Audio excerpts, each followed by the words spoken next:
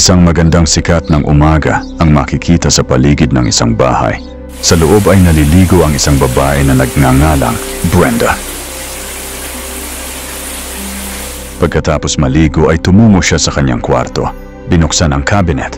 Nilabas ang isang uniforme ng pulis. Nagbihis si Brenda. Sinuot niya ang kanyang pantalong uniforme ng pulis. Pagkatapos, agad siyang lumabas ng bahay at tumungo sa nakaparadang police car sa gilid nito. Ang ganda tingnan ni Brenda sa suot niyang uniforme.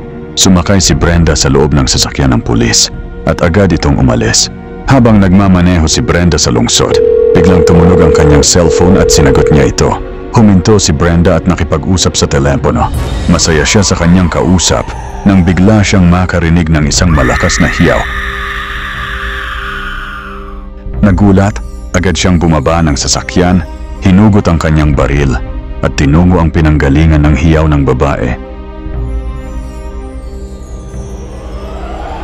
Sa paghahanap sa pinanggalingan ng sigaw, walang tigil na naglakad si Brenda. Mulit-muli siyang lumingalinga. Sunod-sunod na itinutok ang baril sa itaas, ibaba at gitna. Ngunit wala siyang matagpuan. May tumakbo sa likuran ni Brenda. Agad siyang lumingon at tinangkang habulin ang tumakbo. Ngunit naglaho na ito. Maingat na inilibot ni Brenda ang kanyang paningin sa paligid. Sinisigurong walang nagtatago.